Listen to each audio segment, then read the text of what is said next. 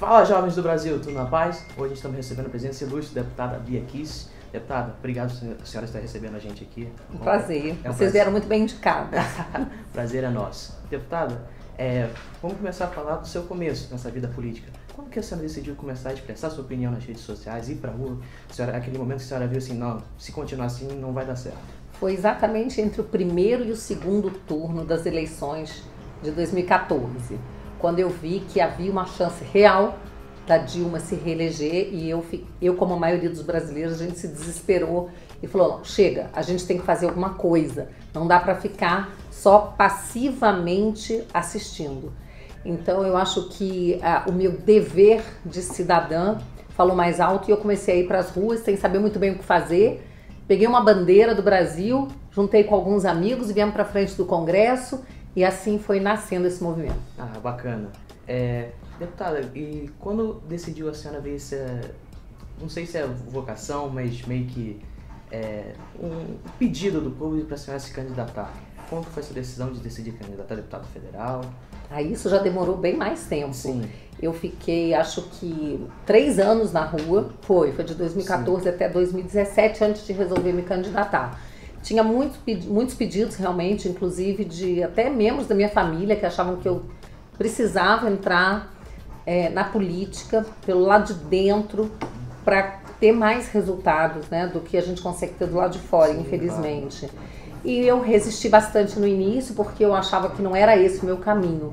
Mas no momento em que eu decidi, eu fiquei até surpresa, porque consegui me eleger já no primeiro pleito, sim, né?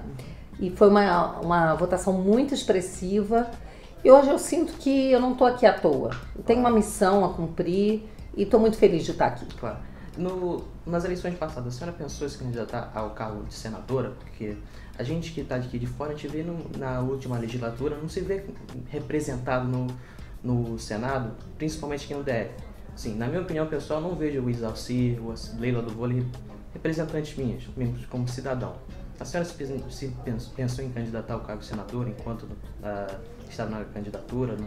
Não pensei porque realmente foi a primeira vez que eu me lancei candidata. Sim. E a conversa até que surgiu o convite, digamos assim, a ideia que floresceu até mesmo aqui no Congresso, no gabinete do então deputado Bolsonaro, foi para que eu me candidatasse a deputada. Sim. Até algumas pessoas chegaram a ventilar o cargo de senadora, mas eu achei que seria um voo alto demais, né, para quem nunca tinha sido político. Então eu acho que estou no lugar certo. Sim, na semana passada, o fundador do Escola Sem Partido, Miguel Nagui, anunciou a suspensão dos trabalhos do Escola Sem Partido, principalmente por falta de apoio do governo. Qual a opinião da senhora? O que a senhora pode dizer sobre isso? Olha, eu sou uma das principais apoiadoras do Escola Sem Partido. No primeiro dia da legislatura entrei com o projeto Escola Sem Partido. Miguel Nagui é meu cunhado. Eu já acompanho esse trabalho há muito tempo e sei da dedicação do Miguel a essa causa. São mais de 15 anos absolutamente dedicado à Escola Sem Partido. Então eu vejo com a preocupação, mas ao mesmo tempo eu não acredito que isso vai acontecer, porque eu acho que a população vai responder. Ontem eu tive a oportunidade de, numa live, pedir às pessoas que se manifestassem nas redes com a hashtag Escola Sem Partido. Houve uma resposta boa.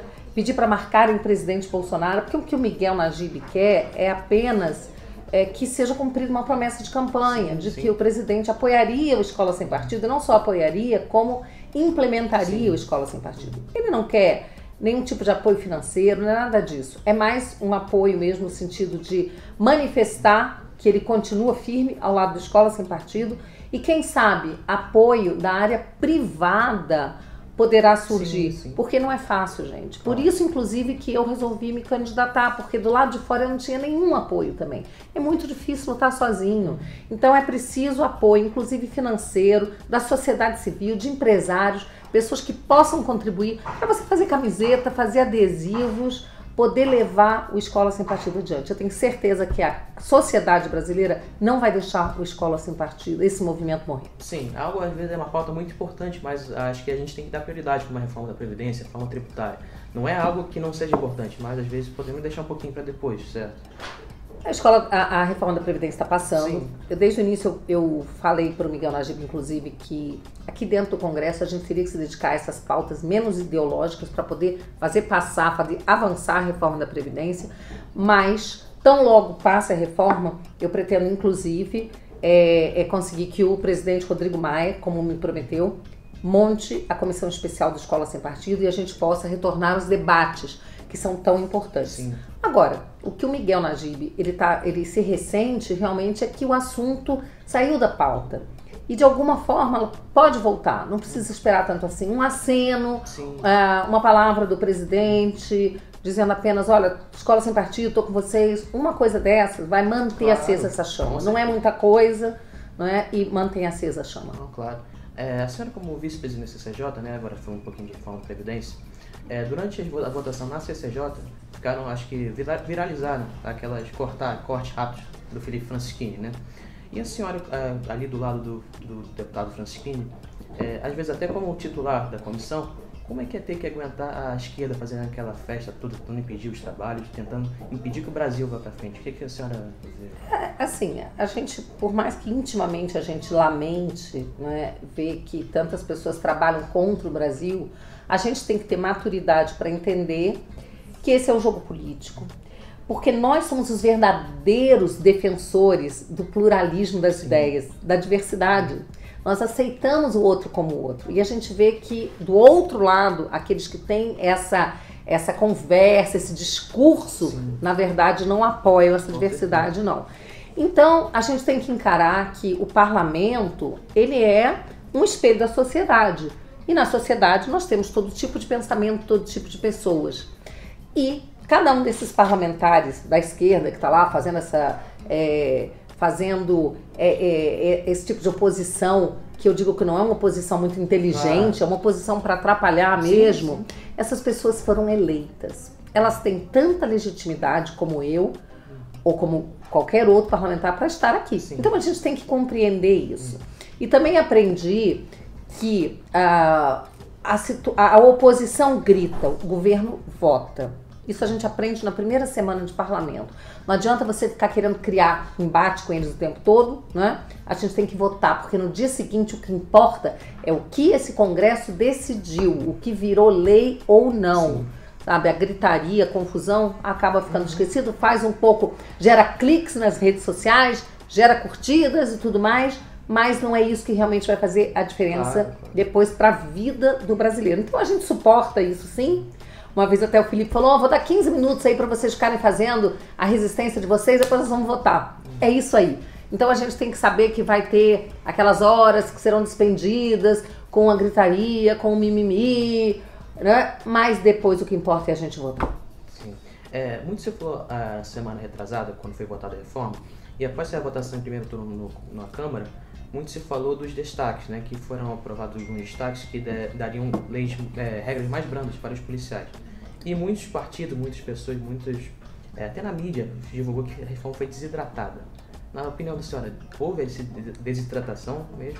Houve uma pequena desidratação, não foi grande. A dos policiais, para vocês terem uma ideia, representa 4 bilhões, numa reforma de 1 trilhão. A dos professores representa 16 bilhões. Então, 4 vezes mais do que a dos policiais.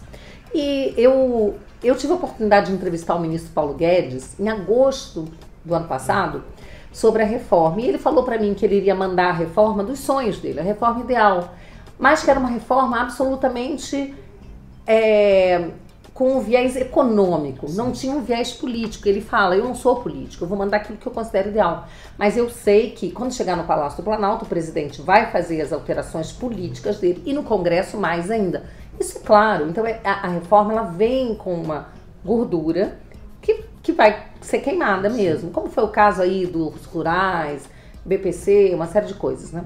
Então a gente sabe que aqui a gente tem que ouvir também a população, não tem jeito, a gente tem que ouvir os eleitores, e a reforma que saiu foi a reforma possível, mas ela está muito boa. O secretário da Previdência, Rogério Marinho, ele falou para mim no dia da votação, olha, tá mais de 900 bi, e com a medida provisória do combate à fraude que virou lei, nós vamos economizar mais de 160 bi. Então, com isso, a reforma vai passar de um tri. Sim. E a expectativa da votação do segundo turno da reforma? Vai ser logo na primeira semana do reforma? Dia 6 está previsto para a gente 6. votar, 6 de agosto a gente votar. Eu espero que seja rápido. A discussão toda já foi feita. A esquerda fica falando que os deputados vão para as bases, vão ouvir o que o pessoal vai dizer, os eleitores, e vão mudar. Não vão mudar nada, gente. Até porque, olha, em primeiro lugar, estados e municípios já ficaram de fora. Sim. Depois já tem que ser feita uma outra PEC para eles. E o que foi feito aqui é para o bem do Brasil. O povo tem essa compreensão. As pessoas foram para a rua apoiar essa reforma. Isso é inédito. Sim. Nunca aconteceu em lugar nenhum do mundo. Não. As pessoas irem para a rua pedir um remédio amargo. Verdade. Para quê? Para salvar esse país. Salvar esse país, exatamente, de despencar, de virar uma Venezuela. Então, eu sinto um orgulho, sabe? Quando eu tô lá na rua, nos gramados, no carro de som, que eu vejo esse povo apoiando, né? Apoiando a Lava Jato, apoiando a reforma da Previdência. Eu tenho orgulho de ser brasileira. Nós também, claro. E falando em reforma da Previdência, inevitavelmente a gente lembra do ministro Paulo Guedes. E circulou nas redes sociais que quem fez a união entre Paulo Guedes e Jair Bolsonaro foi a senhora. Como que se deu essa união, essa ligação entre os dois? Na verdade, foi uma iniciativa minha e do Winston Ling, que é um empresário brasileiro chinês, que eu apresentei ao Bolsonaro, o Winston Ling, um ano e meio antes da gente apresentar o Paulo Guedes, porque eu acreditava que o Bolsonaro, então, na época, pré-candidato, né, ele precisaria do apoio dos empresários, do mercado financeiro para ele poder se eleger. Não bastaria o apoio dos conservadores, que esse ele já tinha. Então, o Winston Ling foi uma pessoa que eu procurei porque era uma pessoa muito influente nas redes, um liberal. A família dele foi a fundadora do Instituto Liberdade, de Porto Alegre. E aí eu apresentei o Winston ao Bolsonaro. Houve uma empatia entre os dois. E um tempo depois, um ano e meio depois, o Winston me sugeriu que a gente apresentasse o Paulo Guedes ao presidente. E aí nós fizemos esse encontro, que foi um encontro muito feliz e deu no que deu. Legal. Então a senhora pode dizer que a reforma passa na mão da senhora ali. Olha, e mais ainda porque eu apresentei o Rogério Marinho ao Paulo Guedes, né? Então o Rogério Marinho brinca e fala que eu sou a madrinha dele. Né? Então, com certeza. Então a senhora seria a madrinha da reforma também. Agora falando em outra reforma, agora tributária, a senhora que é membro titular da reforma, e qual a expectativa da senhora para a reforma tributária? Olha, essa é uma reforma que ela é parcial. As pessoas às vezes pensam agora vai ter a reforma tributária toda. Não. Essa é uma parcela. É uma reforma que vai trabalhar com 5 impostos, transformar em um. O IBS, que é o Imposto sobre Bens e Serviços. São impostos de consumo, como o IPI, como o ISS, o ICMS. Tá? Então, esses 5 impostos serão unificados em um imposto só. Isso vai ser gerido por um fundo, né, um fundo que é composto pela União, Estados e municípios. Bom, a gente vai ter muito mais para fazer. A gente precisa mexer também nos impostos federais. Serão apresentadas emendas, certamente. Sim. Essa reforma proposta, que é do Baleia Rossi, deputado Baleia Rossi, não reduz a carga tributária. Simplifica, porque o nosso sistema tributário é uma grande caixa preta, ninguém entende. E eu posso falar isso como procuradora, que fui coordenadora de execução fiscal. Tem questões que cada procurador entende de um jeito, cada auditor entende de uma forma. Então, sem dúvida, precisa simplificar. Agora, para a redução da carga tributária, a gente vai precisar primeiro de conseguir os efeitos da reforma previdenciária, conseguir gerar essa economia para que, então, o objetivo final do governo economicamente, que é descentralizar a cobrança de imposto, descentralizar o poder e a competência legislativa e a redução da carga possa ser atendido. Sim. Agora vamos falar de outra pauta importante no Congresso, mas eu acho que foi não deixada para escanteio, mas deixada por um tempo depois, por não ser... É importante, mas teria prioridade, né, as reformas, que é o pacote de crime do ministro Moro. A senhora pode dizer um pouquinho como que anda a tramitação dela na casa? Bom, o que aconteceu foi o seguinte, esse pacote veio para cá e a gente sabia que não ia conseguir avançar com ele enquanto a Previdência estivesse aqui. Então, um pacote semelhante foi feito no Senado e está avançando por lá. Eu sou relatora de uma das leis, um dos projetos do ministro Sérgio Moro, que é o que trata da competência para julgar os crimes conexos, crimes eleitorais conexos aos crimes comuns, tá? Que o Supremo, numa decisão, transferiu para a Justiça Eleitoral. Nós sabemos que a Justiça Eleitoral não tem estrutura, não tem condições de julgar esses processos. Sim. Então, eles precisam voltar para a Justiça Comum. Então, esse projeto está comigo, eu sou a relatora, e eu pretendo agora, já no segundo semestre, no início dos trabalhos, colocar em pauta. Sim. Agora, uma avaliação do governo Bolsonaro. O que a senhora tem a dizer sobre esses 6 meses, 200 dias de governo? Os 200 dias de governo tem muito para a gente comemorar, né? Então, a gente teve, por exemplo, a MP da Liberdade Econômica, que está caminhando, que vai trazer um alívio muito grande para os investidores. A gente tem a reforma da Previdência, a gente tem as ações de grande sucesso que têm sido feitas pelo nosso presidente, o ministro Ernesto, fora do Brasil, os acordos internacionais, o Brasil conseguindo esse apoio para integrar a OCDE, o Brasil conseguindo esse acordo maravilhoso, agora liderando o Mercosul e esse acordo com a União Europeia. Claro.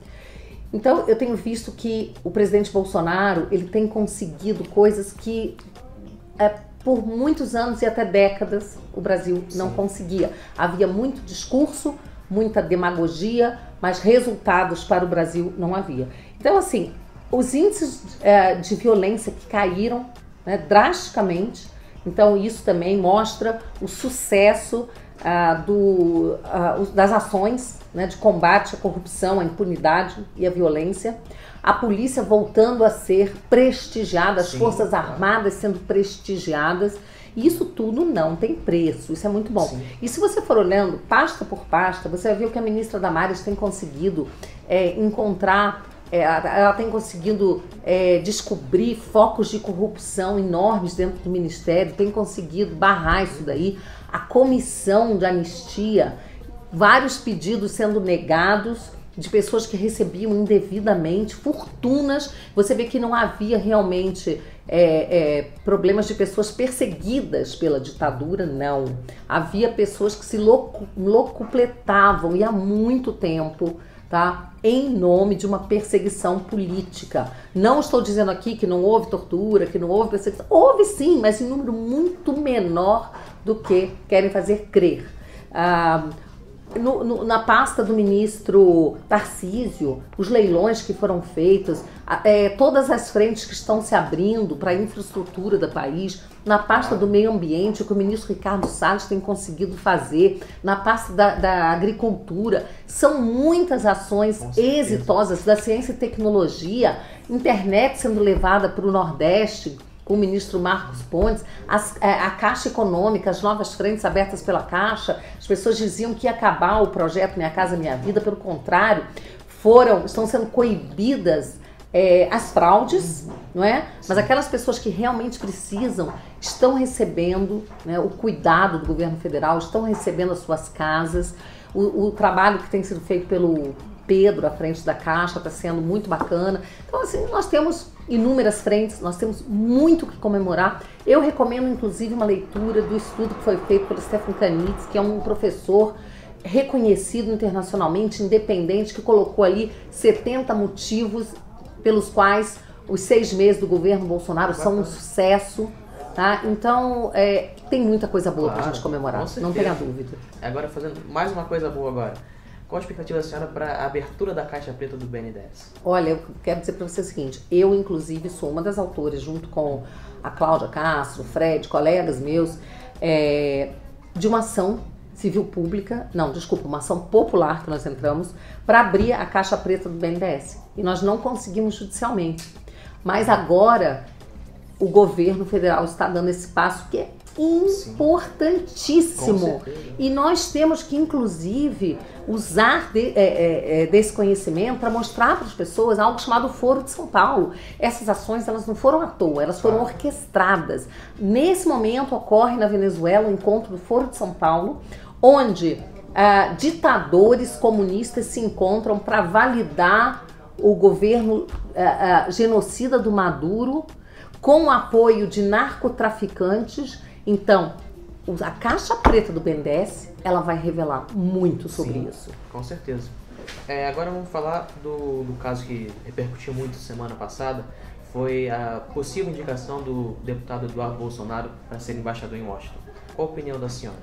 Bom, eu vejo que isso está caminhando bem, apesar de muitas críticas, apesar de muitas pessoas não concordarem, e eu entendo as pessoas que discordam, porque é uma coisa realmente polêmica, mas eu vejo que, além, assim, superada essa polêmica, o Eduardo é o deputado mais bem votado, os eleitores dele não votaram para isso, vai abandonar São Paulo no colo do PSDB, existe esse risco? Existe.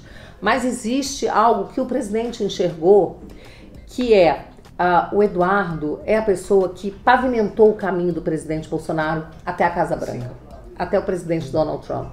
E vocês devem ter assistido um vídeo em que o Donald Trump, o homem mais poderoso do mundo, interrompe seu discurso para elogiar o Bolsonaro, fala que ele é uma pessoa fantástica, que está fazendo um trabalho fantástico em tempos tão difíceis. Então, se a gente pensa para que serve o embaixador, qual a função do embaixador, uma delas certamente é abrir portas e fortalecer laços entre Brasil e Estados Unidos. Me parece que o Donald Trump tem uma expectativa de que seja o Eduardo. Falaram até que ele é capaz de mandar o filho dele para cá, o Eric, né? E o presidente Bolsonaro tem plena confiança de que o Eduardo lá vai fazer esse trabalho, inclusive, de combate ao Foro de São Paulo, de combate ao globalismo, e ele é completamente alinhado ao pai. Claro. Ah, mas é nepotismo. Não, não é nepotismo, tá? Cargo político não entra no enquadramento de nepotismo, tá? E eu acho que, enquanto as pessoas estão discutindo se o presidente deveria ou não, se é moral ou não, o Foro de São Paulo avança e nós precisamos usar todas as nossas armas para contermos o avanço do Foro de São Paulo. Se o presidente entende que é importante, ele tem o meu apoio. Com certeza. Eu acho que o maior receio das pessoas que estão meio contrárias a essa ida é a repercussão que a esquerda vai causar sobre isso. Ela vai falar mal de qualquer jeito. Quem quer que o presidente indique para lá, eles vão falar. A não ser que indicasse alguém a quem eles fossem simpáticos. Isso não vai acontecer. Claro, com certeza. Em 2022, o presidente falou que não quer a reeleição, mas às vezes já alguns discursos ele dá a dizer que vai pensar na reeleição. Se o presidente realmente não for candidato à reeleição, qual seria o candidato ideal para a senhora? Muito cedo para dizer. Eu realmente ainda espero que esse governo seja um governo tão exitoso para o Brasil, que o presidente possa, que ele entenda que é importante ele se recandidatar, se reeleger, né? Eu acho muito cedo a gente pensar. Por enquanto eu não penso em outro candidato. Não, só Jair Bolsonaro. Eu penso nele. Agora voltando para falar sobre os assuntos da reforma. Muito se falou que a Tabata Amaral, que é do PDT, partido Ciro Gomes, votou alinhada com partidos favoráveis ao governo, votando sim pela reforma. E o deputado Alexandre Frota fez o convite para a Tabata Amaral filiar o PSL. Qual a opinião da senhora? Aceitaria a Tabata Amaral no PSL? Eu acho que a Tabata, não tenho dúvidas que ela é uma pessoa de esquerda. Ela é globalista, financiada pelo Jorge Soros, a formação dela foi bancada pelo Jorge Soros. Eu não enxergo a Tabata dentro do PSL, não, tá? E eu acho que a gente tem que tomar muito cuidado pra gente não se enganar, porque o pessoal brinca e fala que a Tabata é o Ciro Gomes de saia, né? E eu acho que combina com ela isso, sim, né? E ela é uma pessoa educada, é uma pessoa que tem uma formação, e ela representa exatamente um perigo maior do que uma Sâmia, uma Thalita Petroni, porque elas estão na cara o que elas são, não enganam ninguém. A Tabata é uma pessoa que ela já representa algo que é contrário aos nossos valores, mas ela vem numa embalagem mais bonitinha. Sim. Tentando enganar, tipo um cavalo de Troia, dizer assim. Então, pessoal, a gente vai chegando ao fim da nossa entrevista com a deputada Bia Kicis. Muito obrigado, senhora TC. E poderia dar um recado final aos jovens desse Brasil, não só do grupo, mas do Brasil? Sim, todos os jovens do Brasil, né? É muito importante que vocês sejam ativos, conscientes, cidadãos ativos, porque sem a juventude você não muda a política. Nós estamos trabalhando não só para agora, mas para daqui a 20, 30, 50 anos. Nós temos que deixar um país melhor para as próximas gerações. Algumas das nossas ações repercutirão agora, outras vão demorar bem mais para repercutir. Se nós não trabalharmos juntos, nós não deixaremos um país melhor para vocês, para os nossos filhos e para os filhos de vocês também. Então, vamos nos unir, não desanimem, porque nós temos muito trabalho pela frente, nós temos que ter muita fé. E tem uma frase, tem um pensamento do Mao Tse Tung, que eu gosto de citar, porque a gente tem que aprender com o lado de lá, não é? Que é o seguinte: vence a batalha quem luta mais 5 minutos. Então, nada de desânimo. Quando bater o desânimo, descansa um pouquinho, põe a cabeça no travesseiro, dorme e acorda com forças renovadas. É isso aí, pessoal. Deputada, mais uma vez, muito obrigado. Foi um prazer. O prazer foi nosso. Então, gente, se inscrevam no canal, deixem um like, não se esqueçam de compartilhar o vídeo e comentem aqui embaixo quem vocês gostariam que nós entrevistássemos. Valeu, pessoal. Falou.